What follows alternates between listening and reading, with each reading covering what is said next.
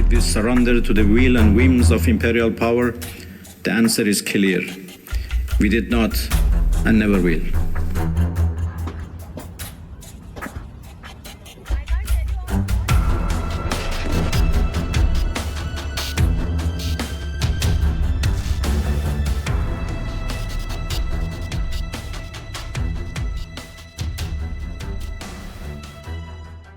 Saat dunia mengira perang di Timur Tengah mulai mereda, sebuah serangan drone justru membuka babak yang jauh lebih mengerikan. Api muncul di area PLTN Barakah, Abu Dhabi. Asap membubung di tengah kawasan yang belum pulih dari ketegangan perang. Pemerintah UEA buru-buru meminta publik tetap tenang. Tidak ada korban jiwa, tidak ada kebocoran radiasi. Tetapi masalahnya bukan lagi soal kerusakan. Masalah sebenarnya adalah satu hal yang jauh lebih menakutkan. Fasilitas nuklir kini mulai disentuh, dan ketika target seperti itu masuk ke pusaran konflik. Dunia sadar satu hal, garis aman mulai menghilang.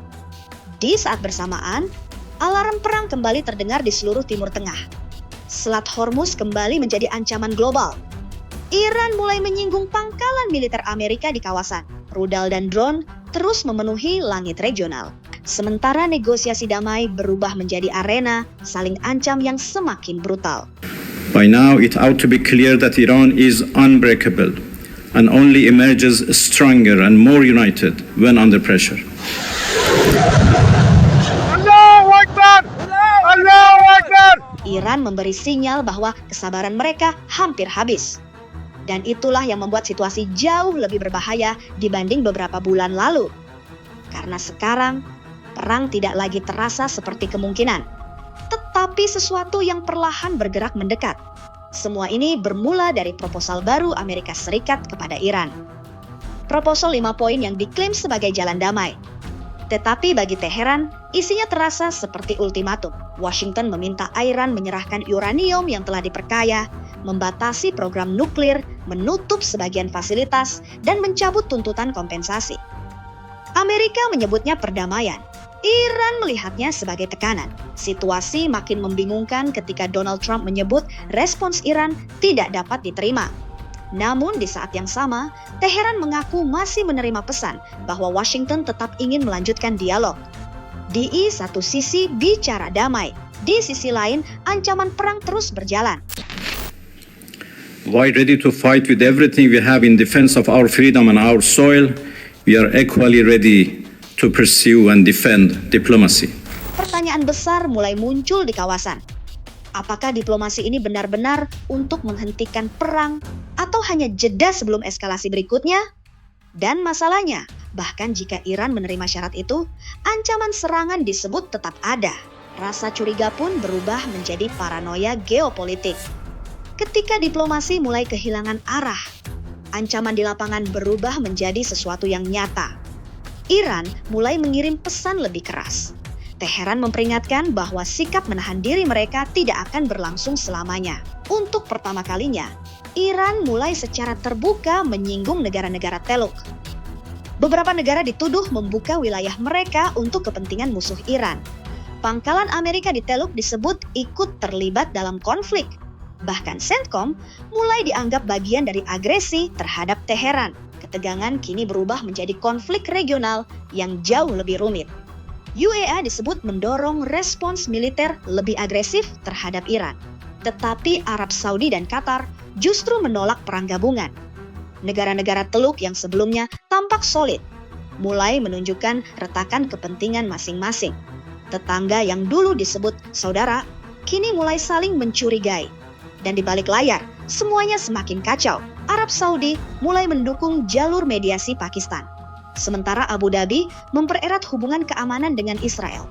Bahkan sistem pertahanan udara Iron Dome dilaporkan dikirim ke Abu Dhabi bersama personel militer untuk mengoperasikannya.